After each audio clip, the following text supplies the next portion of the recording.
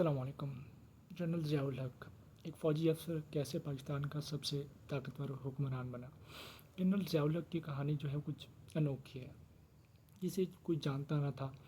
بھٹو کی سب سے بڑی غلطی، اقتدار کا راز، یہ سب کچھ ہے اس سٹوری میں کمپلیٹلی۔ اچھا، رات کے تقریباً 11 بج رہے تھے۔ اسلام آباد کی طاقتور عمارتوں میں خاموشی چھائی ہوئی تھی۔ کوئی تصور بھی نہیں کر سکتا تھا کہ چند گھنٹوں بعد پاکستان کی تاریخ میں ہمیشہ کے لیے بدلاؤ آ جائے گا۔ ایک طرف ملک کے منتخب وزیر اعظم ذوالفقار علی بھٹو، دوسری طرف ایک فوجی افسر جرنیل جسے کچھ عرصے پہلے تک بہت کم لوگ جانتے تھے۔ ایک ایسا شخص جو بظاہر نرم مزاج، مذہبی، خاموش نظر آتا تھا، لیکن چند ہی سالوں میں وہ پاکستان کا سب سے طاقتور حکمران بن گیا۔ سوال یہ ہے کہ آخر جنرل ضیاء الحق کون تھا؟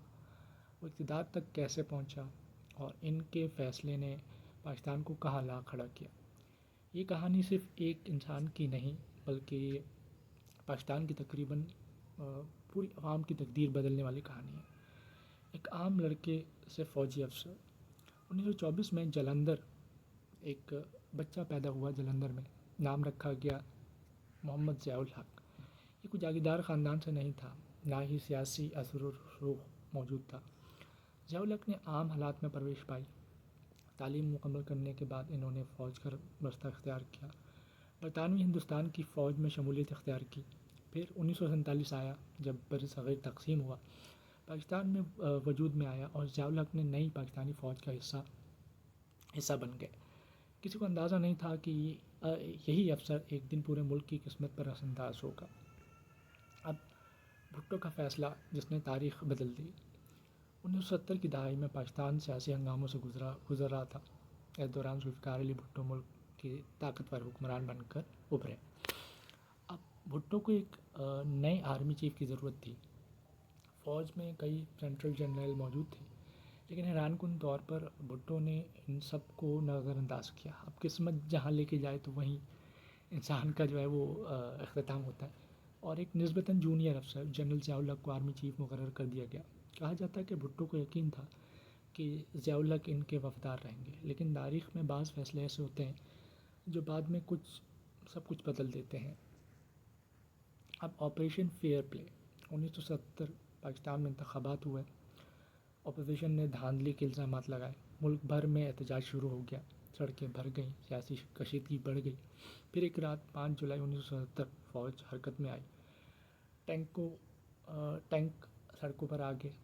اب اہم عمارتوں کا کنٹرول سنبھال لیا گیا اور جنرل ضیاء الحق نے اقتدار سنبھال لیا۔ انہوں نے قوم سے خطاب کرتے ہوئے کہا کہ 90 دن میں انتخابات کروا دیے جائیں گے، لیکن وہ 90 دن 11 سال میں تبدیل ہو گئے۔ بھٹو کا انجام۔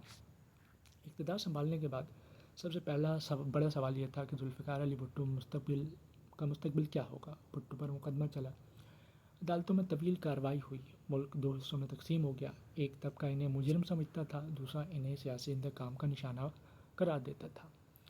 پھر 4 اپریل 1979 کی صبح بھٹو کو پھانسی دی گئی۔ یہ پاکستان کی تاریخ کا سب سے متنازع اور دردناک واقعہ شمار ہوتا ہے، اور آج بھی اس پر بحث جاری ہے۔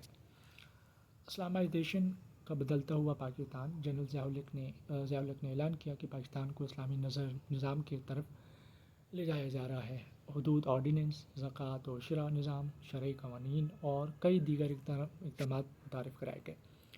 ان کے حامی کہتے تھے کہ انہوں نے اسلامی تشخص کو مضبوط کیا، لیکن دوسری طرف کچھ کا یہ ماننا تھا کہ اسلامی تشخص کو مضبوط کرنے کا جو ایک تصور ہے وہ غلط تھا۔ ان کے بارے میں ناقدین کا موقف ہے کہ ان کے فیصلوں کی کچھ طویل المدتی اثرات بھی سامنے آئے۔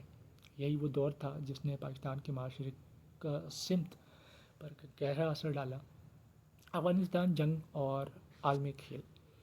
1979 میں ایک اور بڑا واقعہ پیش آیا۔ سوویت یونین نے افغانستان میں مداخلت کی۔ اچانک پاکستان عالمی سیاست کی مرکز میں آ گیا۔ امریکہ، سعودی عرب اور دیگر ممالک پاکستان کے ساتھ کھڑے ہو گئے۔ اربوں ڈالر کی امداد آنے لگی۔ افغان جہاد شروع ہوا، لیکن اس جنگ کے اثرات صرف افغانستان تک محدود نہیں رہے۔ اس کے نتائج آنے والی کئی دہائیوں تک پاکستان میں محسوس کیے گئے۔ وہ پراسرار حادثہ۔ 17 اگست 1988 بھاولپور جنرل ضیاء اللہ کے ایک فوجی تقریب میں شریک ہوئے۔ واپسی پر انہوں نے 130 طیارے میں سفر کیا، جہاز اڑان بھری اور کچھ ہی دیر بعد فضا میں ایک عجیب صورتحال پیدا ہوئی اور پھر جہاز زمین پر آ گرا۔ طیارے میں موجود تمام افراد ہلاک ہو گئے، جنرل ضیاء الحق بھی۔ لیکن اصل سوال آج بھی زندہ ہے کہ کیا حادثہ تھا یا سازش تھی؟ کون ذمہ دار تھا؟ کس کے پاس حتمی جواب نہیں، کسی کے پاس حتمی جواب نہیں، اور یہی راز اس واقعے کو مزید پراسرار بنا دیتا ہے۔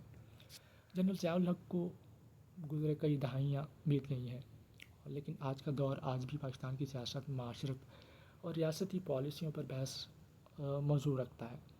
کچھ لوگ انہیں پاکستان کا نجات دہندہ سمجھتے ہیں اور کچھ انہیں جمہوریت کے راستے میں سب سے بڑی رکاوٹ سمجھتے ہیں، لیکن ایک حقیقت سے انکار ممکن نہیں: جنرل ضیاء الحق پاکستان کی تاریخ کے ان چند کرداروں میں شامل ہیں جنہوں نے ملک کا رخ بدل دیا۔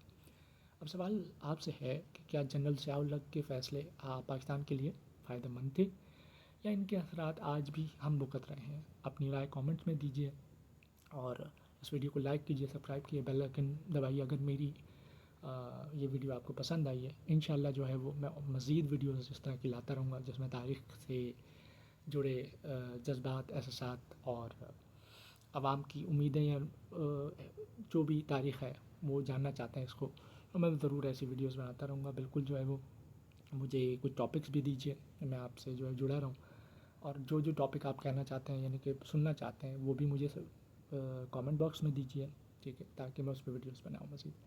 Thank you.